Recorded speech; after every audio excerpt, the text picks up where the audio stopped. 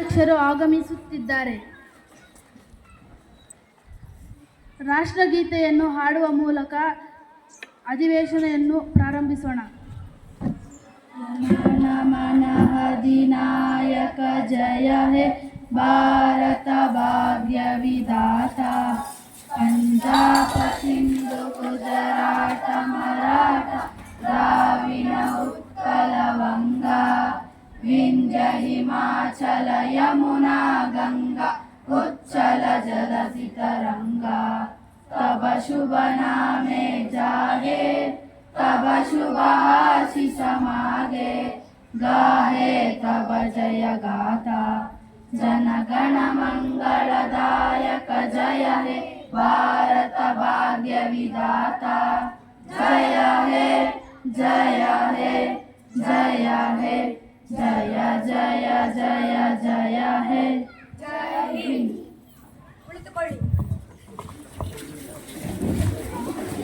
ಮಾನ್ಯ ಮುಖ್ಯಮಂತ್ರಿಗಳಿಗೆ ಮತ್ತು ಆಡಳಿತ ಪಕ್ಷದ ನಾಯಕರು ಮತ್ತು ವಿರೋಧ ಪಕ್ಷದ ಸದಸ್ಯರೆಲ್ಲರಿಗೂ ಈ ಅಧಿವೇಶನಕ್ಕೆ ಸ್ವಾಗತ.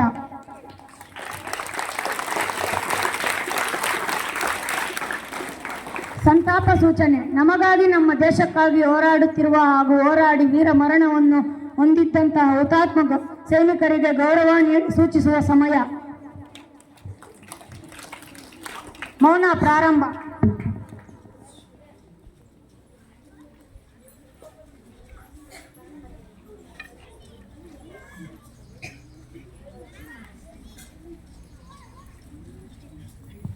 ಮೌನ ಮುಕ್ತಾಯ.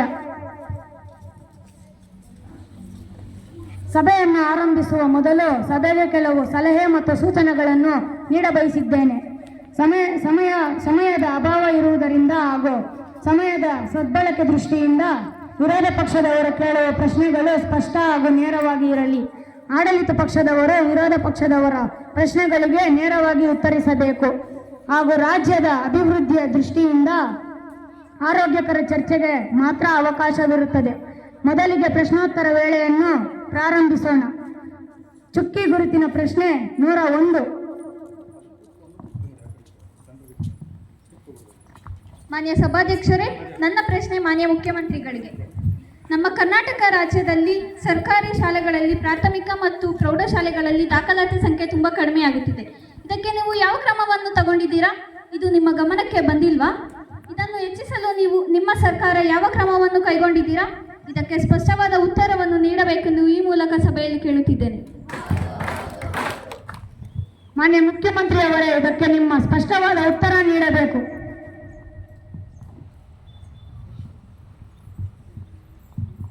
ಮಾನ್ಯ ಸಭಾಧ್ಯಕ್ಷರೇ ಹಾಗೂ ವಿರೋಧ ಪಕ್ಷದ ನಾಯಕರೇ, ನಾವೇನು ನಿದ್ದೆ ಮಾಡ್ತಾ ಕೂರ್ತಿಲ್ಲ ಕಣ್ರಿ. ನಮ್ಮ ಕರ್ನಾಟಕದ ರಾಜ್ಯವು ಶಾಲೆಗಳ ಅಭಿವೃದ್ಧಿಗೆ ಹಲವಾರು ಕಾರ್ಯಕ್ರಮಗಳನ್ನು ಕೈಗೊಂಡಿದೆ.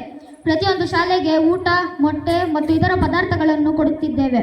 6ರಿಂದ 14 ವರ್ಷಗಳ ಒಳಗಿನ ಮಕ್ಕಳಿಗೆ ಉಚಿತ ವಿದ್ಯಾಭ್ಯಾಸ, ಉಚಿತ ಪಠ್ಯಪುಸ್ತಕ ವಿತರಣೆ, ಕ್ಷೀರಭಾಗ ಯೋಜನೆ, ವಿದ್ಯಾರ್ಥಿ ವೇತನ, ವಾರಕ್ಕೆ 5 ದಿನ ಮೊಟ್ಟೆ ವಿತರಣೆ, ಜೊತೆಗೆ ವಸತಿ ಶಾಲೆಗಳಲ್ಲಿ ಆದರ್ಶ್, ಕಸ್ತೂರಿಬಾ ಮತ್ತು ಗಾಂಧಿ ವಸತಿ ಶಾಲೆಗಳಲ್ಲಿ ಉಚಿತ ವಿದ್ಯಾಭ್ಯಾಸ ಮತ್ತು ಜೊತೆಗೆ ಆಂಗ್ಲ ಮಾಧ್ಯಮವನ್ನು ನೀಡುವ ಯೋಜನೆ ಇದೆ.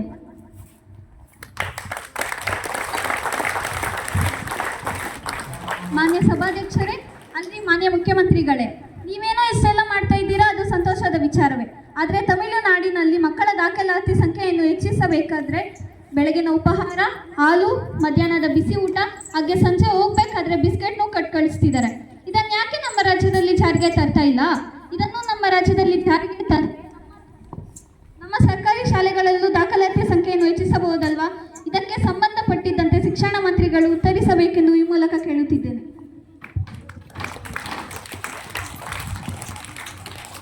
ಮಾನ್ಯ ಶಿಕ್ಷಣ ಮಂತ್ರಿಯವರೇ, ಇದಕ್ಕೆ ನಿಮ್ಮ ಸ್ಪಷ್ಟತೆ ಏನು? ಮಾನ್ಯ ಸಭಾಧ್ಯಕ್ಷರೇ, ಅಲ್ಲ ಕಣ್ರಿ, ನಾವೇನೋ ಕಿವಿಗೆ ಬಟ್ಟೆ ಸುತ್ಕೊಂಡು ಕೂತಿಲ್ಲ. ಈ ವಿಷಯ ಈಗಾಗಲೇ ನಮ್ಮ ಸರ್ಕಾರಕ್ಕೆ ತಿಳಿದು ಬಂದಿದೆ. ಆದ್ರಿಂದನೇ ಈ ನಿಟ್ಟಿನಲ್ಲಿ ನಮ್ಮ ಘನ ಸರ್ಕಾರವು ಈಗಾಗಲೇ ಎಲ್ಲ ಸರ್ಕಾರಿ ಶಾಲೆಗಳಿಗೆ ಬೆಳಗಿನ ಉಪಹಾರ ಮತ್ತು ಮುಸ್ಸಂಜೆಯ ಸ್ನ್ಯಾಕ್ಸ್ನ ಕೊಡುವುದರ ಬಗ್ಗೆ ಎಲ್ಲ ಶಿಕ್ಷಣಾಧಿಕಾರಿಗಳು ಕೂತು ಚರ್ಚಿಸಿದ್ದೇವೆ. ಹಾಗೆ ಈ ವಿಷಯ ಈಗಾಗಲೇ ಕೆಲವೆರಡೆ ಕ್ರಮವನ್ನು ಕೈಗೊಂಡಿದ್ದೇವೆ, ಹಾಗೆ ಮುಂದೆ ಕೂಡ ನಡೆಸುತ್ತೇವೆ ಎಂದು ಈ ಸಭೆಯಲ್ಲಿ ಹೇಳಲು ನಾನು ಬಯಸುತ್ತೇನೆ.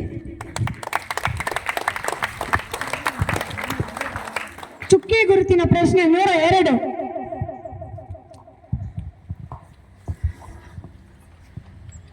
ಮಾನ್ಯ ಸಭಾಧ್ಯಕ್ಷರೇ, ನನ್ನ ಪ್ರಶ್ನೆ ಶಿಕ್ಷಣ ಮಂತ್ರಿಗಳಿಗೆ. ಶಿಕ್ಷಣ ಅಭಿವೃದ್ಧಿಗೆ ನೀವು ಯಾವ ಕ್ರಮವನ್ನು ಕೈಗೊಂಡಿದ್ದೀರಾ? ಇರೋಬರೋ ಸರ್ಕಾರಿ ಶಾಲೆಗಳನ್ನೆಲ್ಲ ಮುಚ್ಚುವಂತಹ ಪರಿಸ್ಥಿತಿ ಇದೆ. ಎಲ್ಲ ಖಾಸಗಿ ಶಾಲೆಗಳ ಕಡೆಯೇ ಹೋಗ್ತಾ ಇದ್ದಾರೆ. ಯಾಕೆ ನಮ್ಮ ಸರ್ಕಾರಿ ಶಾಲೆಗಳಲ್ಲಿ ಉತ್ತಮ ಗುಣಮಟ್ಟದ ಶಿಕ್ಷಣ ಸಿಗ್ತಾ ಇಲ್ವಾ? ಯಾಕೆ ಹೋಗ್ತಾ ಇದ್ದಾರೆ? ಇದರ ಬಗ್ಗೆ ನೀವು ಏನು ಕ್ರಮ ಕೈಗೊಂಡಿದ್ದೀರಾ? ಪ್ರೌಢಶಾಲೆಗಳಲ್ಲಿ ಶಿಕ್ಷಕರ ಕೊರತೆ ಇದೆ, ಹೌದು. ಆದರೆ ಅತಿಥಿ ಶಿಕ್ಷಕರನ್ನು ತೆಗೆದುಕೊಳ್ತಾ ಇದ್ದೀರಾ. ಇದು ಯಾವ ಮಟ್ಟದಲ್ಲಿ ಅಭಿವೃದ್ಧಿ ಹೊಂದುತ್ತಿದೆ? ಇದರ ಬಗ್ಗೆ ಸ್ವಲ್ಪ ಮಾಹಿತಿ ನೀಡಬೇಕೆಂದು ನಾನು ಕೇಳ್ತಾ ಇದ್ದೇನೆ. ಮಾನ್ಯ ಶಿಕ್ಷಣ ಮಂತ್ರಿಯವರೇ, ಇದಕ್ಕೆ ನಿಮ್ಮ ಉತ್ತರವೇನು? ಮಾನ್ಯ ಸಭಾಧ್ಯಕ್ಷರೇ, ಈ ವಿಷಯದ ಸಲುವಾಗಿ ನಮ್ಮ ಸರ್ಕಾರವು ಈಗಾಗಲೇ ಕ್ರಮಗಳನ್ನು ಕೈಗೊಂಡಿದ್ದೇವೆ.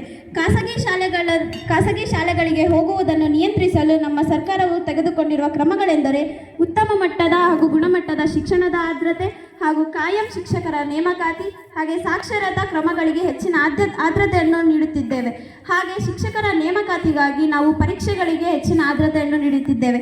ಹೇಗೆಂದರೆ CET ರಾಜ್ಯ ಮಟ್ಟದಲ್ಲಿ, ಹಾಗೆ NEET ಕೇಂದ್ರ ಮಟ್ಟದಲ್ಲಿ. ಹಾಗೆ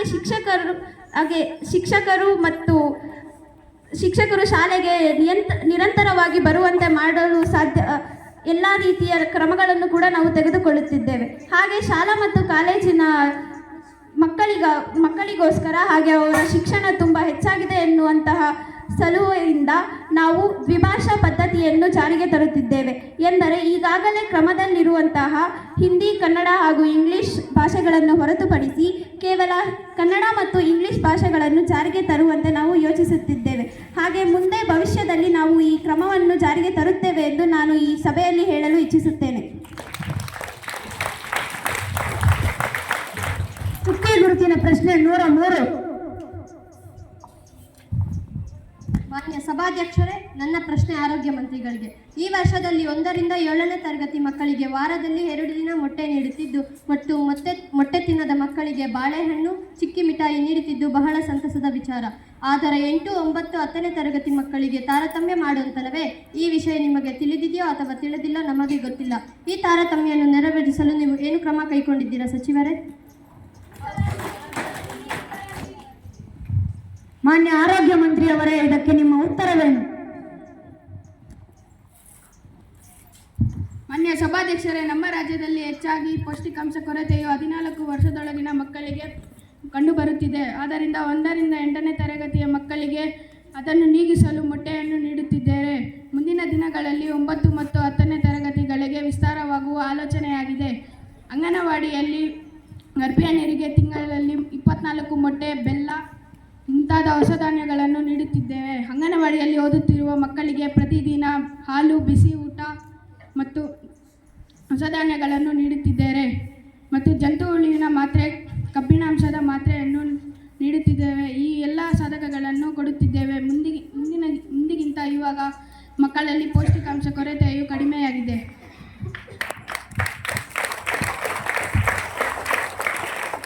ಚುಕ್ಕಿ ಗುರುತಿನ ಪ್ರಶ್ನೆ 105.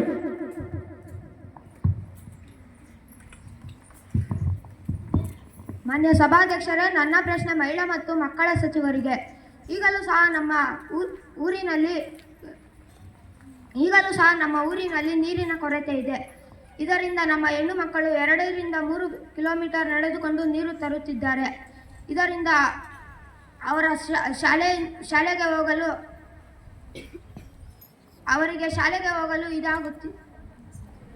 ಕಷ್ಟವಾಗುತ್ತಿದೆ ಮತ್ತು ಕುಡಿಯುವ ನೀರಿಗೆ ಸಮಸ್ಯೆ ಇದೆ. ಇದರಿಂದ ಅನಾರೋಗ್ಯ ಹೆಚ್ಚಾಗುತ್ತಿದೆ.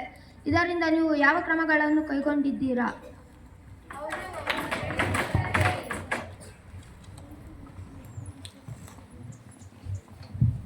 ಮಾನ್ಯ ಮಹಿಳಾ ಮತ್ತು ಮಕ್ಕಳ ಸಚಿವರು, ಇದಕ್ಕೆ ನಿಮ್ಮ ಸ್ಪಷ್ಟತೆ ಏನು?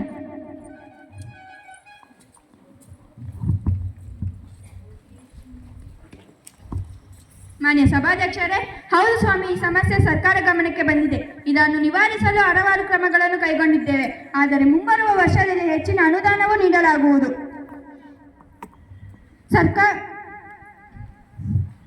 ಸರ್ಕಾರವು ಮನೆ ಮನೆಗೂ ಮನೆಗೂ ಶುದ್ಧ ನೀರಿನ ಘಟಕವನ್ನು ನಿರ್ಮಿಸಿದ್ದೇವೆ. ಹಾಗೂ ಗ್ರಾಮ ಪಂಚಾಯಿತಿಗೆ ನಾವು ಸಾವಿರಾರು ಕೋಟಿಗಳನ್ನು ಬಿಡುಗಡೆ ಮಾಡಿದ್ದೇವೆ. ಹಾಗೂ ಗ್ರಾಮ ಪಂಚಾಯಿತಿಗೆ ಅಧ್ಯಕ್ಷರು ಮತ್ತು PDOಗಳಿಗೆ ಆದೇಶವನ್ನು ನೀಡಿದ್ದೇವೆ ಮತ್ತು ಅವುಗಳನ್ನು ಈಗಾಗಲೇ ನೆರವೇರಿಸಿದ್ದೇವೆ. ಅಲ್ಲ ಕಣ್ರಿ, ನೀವು ಹೇಳಿದ್ರಲ್ವಾ, ಏಕೆ ನಾವು ಮನೆ ಮನೆಗೂ ಗಂಗೆ ಎಂಬ ಯೋಜನೆಯನ್ನು ಕೈಗೊಂಡಿದ್ದೇವೆ ಹಾಗೂ ಶೌಚಾಲಯದ ಯೋಜನೆಯನ್ನು ಕೈಗೊಂಡಿದ್ದೇವೆ. ಅದರಲ್ಲೂ ನಿಮಗೆ ಏನಾದರೂ ಲೋಪ ಕಂಡು ಬಂದಲ್ಲಿ ಕಡ್ಡಾಯವಾಗಿ ನಾವು ನೆರವೇರಿಸುತ್ತೇವೆ ಎಂದು ಈ ಸಭೆಯಲ್ಲಿ ಹೇಳಲು ಇಚ್ಛಿಸುತ್ತೇನೆ.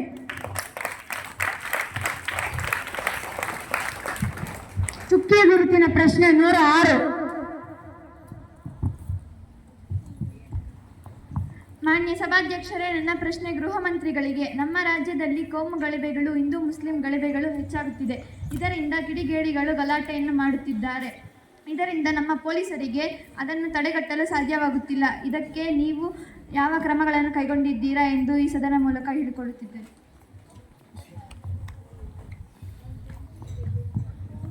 ಮಾನ್ಯ ಗೃಹ ಮಂತ್ರಿಯವರೇ, ಇದಕ್ಕೆ ನಿಮ್ಮ ಉತ್ತರವೇನು?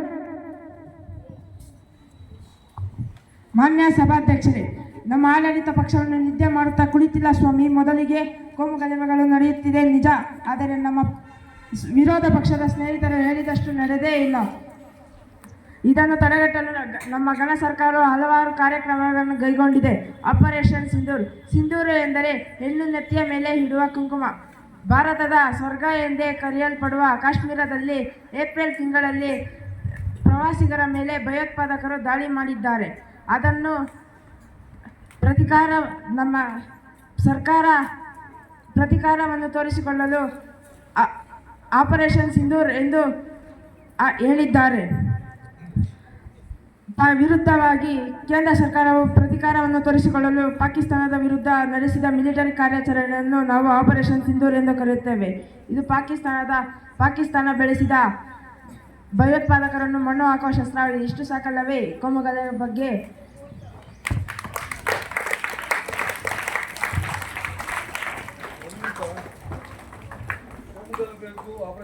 ಪ್ರಶ್ನೆ ಕೋಮುಗಳೊಂದಿಗೆ, ಆದರೆ ಪಾಕಿಸ್ತಾನದ ಬಗ್ಗೆ ಅಲ್ಲ.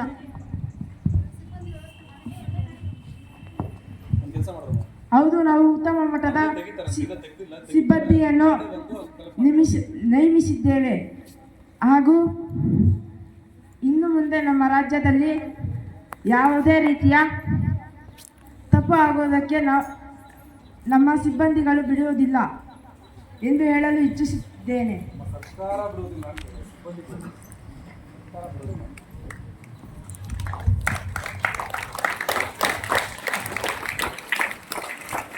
ಚುಕ್ಕಿ ಗುರುತಿನ ಪ್ರಶ್ನೆ 108.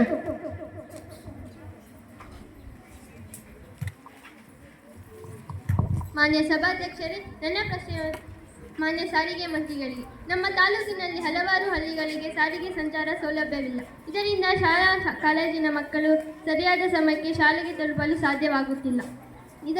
ಇದರಿಂದ ಅವರು ಶೈಕ್ಷಣಿಕವಾಗಿ ಬೆಳೆಯಲು ಸಾಧ್ಯವಾಗುತ್ತಿಲ್ಲ ಮತ್ತು ರೈತರು ವಯಸ್ಸಾದವರು ತಮ್ಮ ದಿನನಿತ್ಯ ಕಾರ್ಯಗಳಿಗೆ ಮೈಸೂರಿಗಾಗಲಿ ಮತ್ತು ಚಿಕ್ಕಮಗಳೂರು ಇನ್ನಿತರ ಸ್ಥಳಗಳಿಗೆ ಸಂಚರಿಸಲು ಸಾಧ್ಯವಾಗುತ್ತಿಲ್ಲ.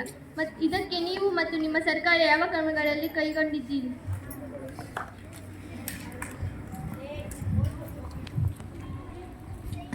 ಮಾನ್ಯ ಸಾರಿಗೆ ಸಚಿವರು, ಇದಕ್ಕೆ ನಿಮ್ಮ ಸ್ಪಷ್ಟತೆ ಏನು? ಮಾನ್ಯ ಸಭಾಧ್ಯಕ್ಷರೇ, ನಮ್ಮ ರಾಷ್ಟ್ರದ ಎಲ್ಲ ಹಳ್ಳಿಗಳಿಗೂ ಸಾರಿಗೆ ಸೌಲಭ್ಯವನ್ನು ಒದಗಿಸಿದ್ದೇವೆ. ಆದರೆ ನಮ್ಮ ಸೊತ್ತಪ್ಪಿನಿಂದ ಕೆಲವು ಹಳ್ಳಿಗಳಿಗೆ ಮಾತ್ರ ಸಾರಿಗೆ ಸೌಲಭ್ಯವನ್ನು ಒದಗಿಸಲು ಸಾಧ್ಯವಾಗಿಲ್ಲ. ವಿರೋಧ ಪಕ್ಷದ ಮಿತ್ರರು ತಮಗೆ ಸಹಕಾರ ನೀಡುವುದಾದರೆ ಯಾವ ಹಳ್ಳಿಗಳಿಗೆ ಸಾರಿಗೆ ಸೌಲಭ್ಯ ಇಲ್ಲ ಎಂದು ತಿಳಿಸಿದರೆ ಆ ಎಲ್ಲ ಹಳ್ಳಿಗಳಿಗೂ ಸಾರಿಗೆ ಸೌಲಭ್ಯವನ್ನು ಒದಗಿಸುವ ಜವಾಬ್ದಾರಿ ನಮ್ಮದು ಎಂದು ಈ ಸಭೆಯ ಮೂಲಕ ತಿಳಿಸುತ್ತಿದ್ದೇನೆ. ಅಲ್ಲಗೊಂಡಿ ಮಹಿಳೆಯರಿಗೆ ಮಾತ್ರ ಉಚಿತವಾಗಿ ಪ್ರಯಾಣಿಸುವ ಸೌಲಭ್ಯವನ್ನು ನೀಡಿದ್ದೀರಿ, ಆದರೆ ಗಂಡಸರಿಗೆ ಮಾತ್ರ ಏನು ಯೋಜನೆಯನ್ನು ಮಾಡಿದ್ದೀರಿ?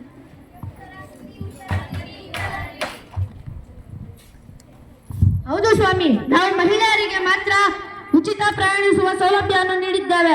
ಏಕೆಂದರೆ ಈ ಯೋಜನೆ ಗಂಡಸರಿಗಿಂತ ಮಹಿಳೆಯರಿಗೆ ಅತ್ಯಂತ ಮುಖ್ಯವಾಗಿ ಹಾಗೂ ಮುಂಬರುವ ದಿನಗಳಲ್ಲಿ ಗಂಡಸರಿಗೂ ಈ ಯೋಜನೆಯನ್ನು ನೀಡುವ ಯೋಚಿಸುತ್ತೇವೆ.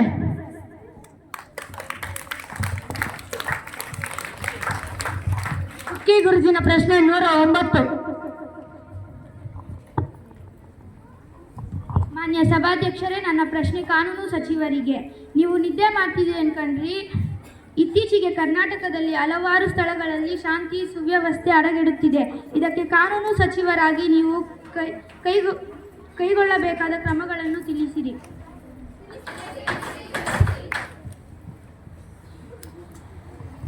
ಮಾನ್ಯ ಕಾನೂನು ಸಚಿವರೇ, ಇದಕ್ಕೆ ನಿಮ್ಮ ಉತ್ತರವೇನು?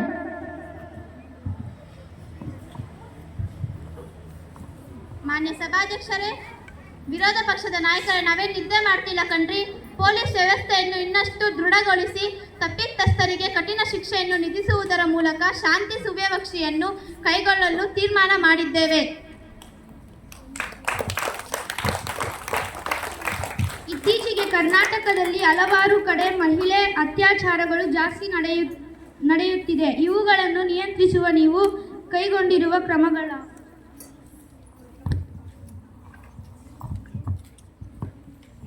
ಕರ್ನಾಟಕದಲ್ಲಿ ಮಹಿಳೆಯರ ಮಾನ ಕಾಪಾಡಲು ಪೋಕ್ಸೋ ಎಂಬ ಕಾಯ್ದೆಯನ್ನು ಇನ್ನಷ್ಟು ಬಲಪಡಿಸಿದ್ದೇವೆ. ತಪ್ಪಿತಸ್ಥರು ಯಾರೇ ಆಗಿದ್ದರೂ ಮುಲಾಜಿಲ್ಲದೆ ಕಠಿಣ ಶಿಕ್ಷೆಯನ್ನು ನೀಡುವುದರ ಮೂಲಕ ಈ ಸಭೆಯಲ್ಲಿ ಈ ಮಾತನ್ನು ಹೇಳುತ್ತಿದ್ದೇನೆ. ಚುಕ್ಕಿ ಗುರುತಿನ ಪ್ರಶ್ನೆ 110.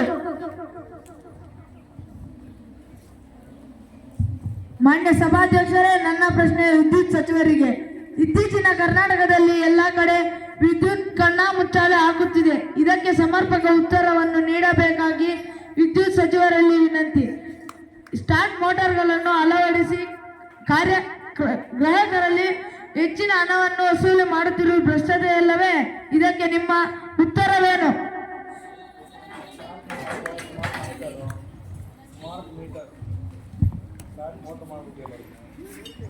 ಮಾನ್ಯ ವಿದ್ಯುತ್ ಸಚಿವರೇ, ಇದಕ್ಕೆ ನಿಮ್ಮ ಉತ್ತರವೇನು?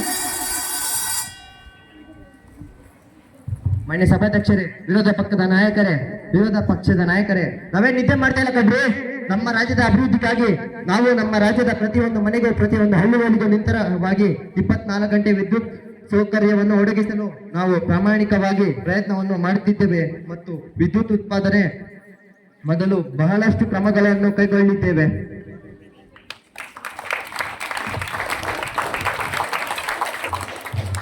ಇಲ್ಲಿಗೆ ಬೆಳಗಿನ ಅಧಿವೇಶನ ಮುಕ್ತಾಯವಾಯಿತು ಹಾಗೂ ಮತ್ತೆ ಮಧ್ಯಾಹ್ನ 2 ಗಂಟೆಗೆ ಅಧಿವೇಶನ ಪ್ರಾರಂಭವಾಗುತ್ತದೆ.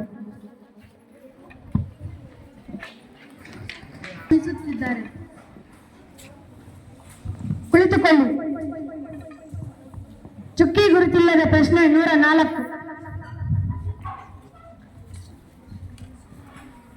ಮಾನ್ಯ ಸಭಾಧ್ಯಕ್ಷರೇ, ಈ ಪ್ರಶ್ನೆಗೆ ಉತ್ತರವನ್ನು ನಾನು ಇದಕ್ಕೆ ಸಂಬಂಧಪಟ್ಟ ಶಾಸಕರಿಗೆ ಲಿಖಿತ ರೂಪದಲ್ಲಿ ತಲುಪಿಸಿದ್ದೇನೆ. ಇದಕ್ಕೆ ಸಂಬಂಧಪಟ್ಟ ದಾಖಲೆಗಳನ್ನು ನಿಮಗೆ ತಲುಪಿಸುತ್ತಿದ್ದೇನೆ.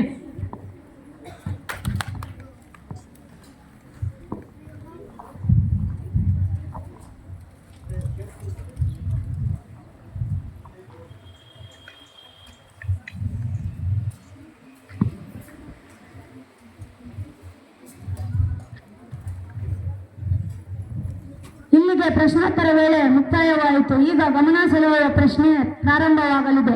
ಈಗ ಗಮನ ಸೆಳೆಯುವ ಪ್ರಶ್ನೆಯನ್ನು ಯಾರಾದರೂ ಕೇಳಬಯಸಿದ್ದರೆ ಕೇಳಬಹುದು.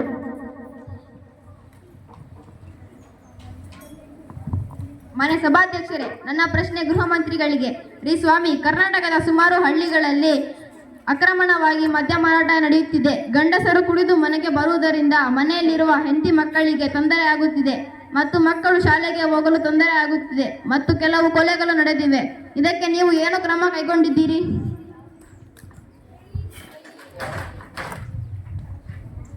ಮಾನ್ಯ ಗೃಹ ಸಚಿವರೇ, ಇದಕ್ಕೆ ನಿಮ್ಮ ಉತ್ತರವೇನು? ಹೌದು, ನಿಜ ಸ್ವಾಮಿ. ಕೆಲವು ಹಳ್ಳಿಗಳಲ್ಲಿ ಅಕ್ರಮವಾಗಿ ಮಾರಾಟವಾಗುತ್ತಿದೆ. ಸರ್ಕಾರದ ಗಮನಕ್ಕೆ ಕೂಡ ಬಂದಿದೆ. ಇದನ್ನು ತಡೆಗಟ್ಟಲು ಪೊಲೀಸ್ ಇಲಾಖೆಗೆ ಸಂಪೂರ್ಣ ಅಧಿಕಾರವನ್ನು ನೀಡಲಾಗುತ್ತಿದೆ. ಇದನ್ನು ಮೀರಿ ಯಾರಾದರೂ ಹಳ್ಳಿಗಳಲ್ಲಿ ಮದ್ಯ ಮಾರಾಟ ಕಂಡು ಬಂದಲ್ಲಿ 1 ಲಕ್ಷ ರೂಪಾಯಿ ದಂಡ ವಿಧಿಸಲಾಗುತ್ತದೆ ಮತ್ತು 6 ತಿಂಗಳ ಕಾಲ ಸೆರೆಮನೆ ವಾಸವನ್ನು ಕೂಡ ವಿಧಿಸಲಾಗುತ್ತದೆ ಎಂದು ಈ ಸಭೆಯಲ್ಲಿ ಇಚ್ಛಿಸುತ್ತಿದ್ದೇನೆ.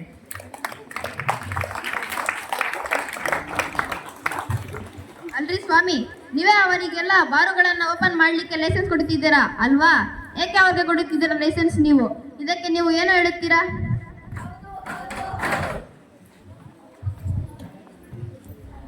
ಕೊಡ್ತಿದ್ದೀವಿ ನಿಜ, ಆದರೆ ಎಷ್ಟು ಸಮಯಕ್ಕೆ ಮಾತ್ರ ಅವಕಾಶವಿದೆ ಎಂದು ಈ ಸಭೆಯಲ್ಲಿ ಕೇಳುತ್ತಿದ್ದೇನೆ.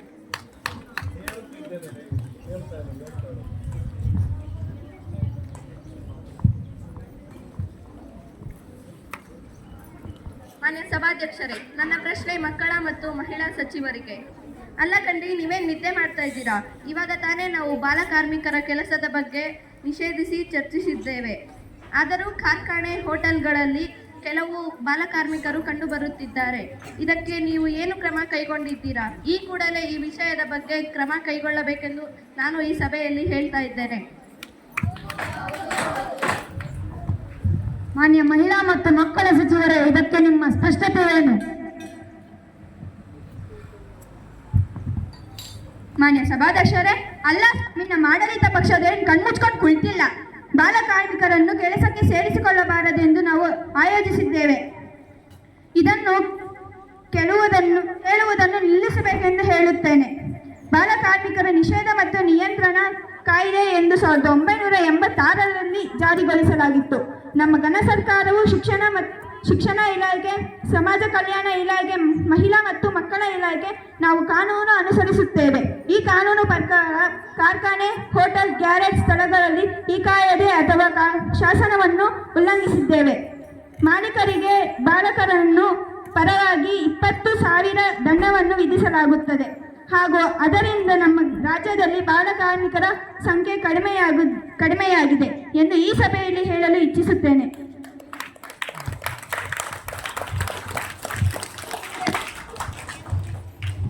ಇಲ್ಲಿಗೆ ಗಮನ ಸೆಳೆಯುವ ಸೂಚನೆ ಮುಕ್ತಾಯವಾಯಿತು. ಈಗ ಮಸೂದೆ ಮಂಡನೆ. ಮಾನ್ಯ ಸಭಾಧ್ಯಕ್ಷರೇ ಹಾಗೂ ವಿರೋಧ ಪಕ್ಷದ ಸ್ನೇಹಿತರೆ, ನಾನು ಈ ಮಸೂದೆ ಮಂಡನೆಯಲ್ಲಿ ಮಾದಕ ವಸ್ತುಗಳನ್ನು ನಿಷೇಧಿಸುವ ಬಗ್ಗೆ ಮಂಡಿಸುತ್ತಿದ್ದೇನೆ. ಯಾರೇ ಆದರೂ ಸಹ ಮಾದಕ ವಸ್ತುಗಳನ್ನು ಶಾಲಾ ಮತ್ತು ಕಾಲೇಜು ವ್ಯಾಪ್ತಿಯ 100 ಮೀಟರ್ ಆವರಣದಲ್ಲಿ ಮಾರುವಂತಿಲ್ಲ, ಹಾಗೆ 18 ವರ್ಷದ ಮಕ್ಕಳಿಗೆ ನೀಡುವಂತಿಲ್ಲ ಎಂದು ಈ ಸಭೆಯಲ್ಲಿ ಹೇಳುತ್ತಿದ್ದೇನೆ. ಇದನ್ನು ಮೀರಿ ಯಾರಾದರೂ ಶಾಲಾ ಕಾಲೇಜಿನ 100 ಮೀಟರ್ ಆವರಣದಲ್ಲಿ ಮಾದಕ ವಸ್ತುಗಳು ಎಂದರೆ ಗುಟ್ಕಾ, ತಂಬಾಕು ಈ ವಸ್ತುಗಳನ್ನು ಏನಾದರೂ ಮಾರಿದರೆ ಆ ಮಾಲೀಕರಿಗೆ 1 ವರ್ಷ ಜೈಲು ಶಿಕ್ಷೆ ಹಾಗೂ 1 ಲಕ್ಷ ರು ದಂಡವನ್ನು ವಿಧಿಸಲಾಗುತ್ತದೆ. ಹಾಗೆ ಇತ್ತೀಚೆಗೆ ನಮ್ಮ ಶಾಲಾ ಮತ್ತು ಕಾಲೇಜುಗಳ ಆವರಣದಲ್ಲಿ ತಂಬಾಕು ಮುಕ್ತ ವಾತಾವರಣ ಎಂದು ನೋಟಿಸ್ ಬೋರ್ಡನ್ನು ಹಾಕಿದ್ದೇವೆ. ಹಾಗೆ ಈ ಸೂಚನಾ ಫಲಕದಲ್ಲಿರುವ ಸೂಚನೆಯನ್ನು ಎಲ್ಲರೂ ಪಾಲಿಸಬೇಕು ಎಂದು ಹೇಳುತ್ತಿದ್ದೇನೆ. ಹಾಗೆ ಯಾರಾದರೂ ಸರಿ 18 ವರ್ಷದೊಳಗಿನ ಮಕ್ಕಳು ಮಾದಕ ವಸ್ತುಗಳನ್ನು ಸೇವಿಸುತ್ತಿದ್ದಾರೆ ಎಂದು ಕಂಡು ಬಂದಲ್ಲಿ ದಯವಿಟ್ಟು ಎಲ್ಲರೂ ಚೈಲ್ಡ್ ಲೈನ್ಗೆ ಕರೆ ಮಾಡಬೇಕು ಎಂದು ಹೇಳುತ್ತಿದ್ದೇನೆ. ಚೈಲ್ಡ್ ಲೈನ್ನ ಸಂಖ್ಯೆ 1098. ಇದನ್ನೆಲ್ಲನೂ ಹೇಳುತ್ತಾ ಈ ಮಸೂದೆ ಮಂಡನೆಯನ್ನು ಮಂಡಿಸುತ್ತಿದ್ದೇನೆ. ಈ ಮಸೂದೆಯನ್ನು ಚರ್ಚಿಸಬಹುದಾಗಿದೆ. ಮಾನ್ಯ ಸಭಾಧ್ಯಕ್ಷರೇ, ಈ ಮಸೂದೆಯನ್ನು ಜಾರಿಗೆ ತರಲು ಕಾರಣವೇನು? ಈ ಮಸೂದೆ ಒಳ್ಳೆಯ ಮಸೂದೆಯಾಗಿದೆ. ಈ ಮಸೂದೆಯಿಂದ ಗುಟ್ಕಾ, ತಂಬಾಕು ಅಥವಾ ಇತರ ಮಾದಕ ವಸ್ತುಗಳನ್ನು ನಿಷೇಧ ಮಾಡಬಹುದು. ಈ ಮಾದಕ ವಸ್ತುಗಳಿಂದ ಶಾಲಾ ಕಾಲೇಜಿನ ಮಕ್ಕಳಿಗೆ ತುಂಬ ತೊಂದರೆಯಾಗುತ್ತದೆ. ಹಾಗೆ ಇದರಿಂದ ಅವರಿಗೆ ಕ್ಯಾನ್ಸರ್ ಬರುವಂತಹ ಸಾಧ್ಯತೆಗಳು ಇರುತ್ತದೆ. ಈ ಮಾದಕ ವಸ್ತುಗಳಿಗೆ ದಾಸರಾಗದಂತೆ ತಪ್ಪಿಸಬಹುದು. ಹಾಗೆ ಈ ಮಾದಕ ವಸ್ತುಗಳಿಂದ ಗರ್ಭಿಣಿಯರಿಗೆ ತುಂಬ ತೊಂದರೆಯಾಗುವ ಸಾಧ್ಯತೆಗಳು ಇದೆ. ಆದ್ದರಿಂದ ಈ ನಿಟ್ಟಿನಲ್ಲಿ ನಮ್ಮ ಘನ ಸರ್ಕಾರವು ಈ ಮಸೂದೆ ಮಂಡನೆಯನ್ನು ತರಲು ಇಚ್ಛಿಸುತ್ತಿದೆ. ಈ ಮಸೂದೆಗೆ ಪರ ಹಾಗೂ ವಿರೋಧ ಎರಡೂ ಕಂಡುಬರುವುದರಿಂದ ಈ ಮಸೂದೆಯ ಪರವಾಗಿದ್ದವರು ಹೌದು ಎಂದು ಕೈ ಮೇಲೆ ಎತ್ತಿ, ಈ ಮಸೂದೆಯ ವಿರುದ್ಧರಾಗಿರುವವರು ಇಲ್ಲ ಎಂದು ಕೈ ಮೇಲೆ ಎತ್ತಿ. ಈ ಮಸೂದೆಗೆ ಬಹುಮತ ಸಿಕ್ಕಿರುವುದರಿಂದ ಇದನ್ನು ಅಂಗೀಕರಿಸಲಾಗಿದೆ ಹಾಗೂ ರಾಜ್ಯಪಾಲರ ಅಂಕಿತಕ್ಕೆ ಕಳುಹಿಸಲಾಗುತ್ತಿದೆ. ಈ ಸಭೆ ಇಲ್ಲಿಗೆ ಮುಕ್ತಾಯವಾಯಿತು. ಎಲ್ಲಿನಂತೆ ನಾಳೆ ಬೆಳಗ್ಗೆ 10 ಗಂಟೆಗೆ ಈ ಸಭೆ ಪ್ರಾರಂಭಗೊಳ್ಳುತ್ತದೆ.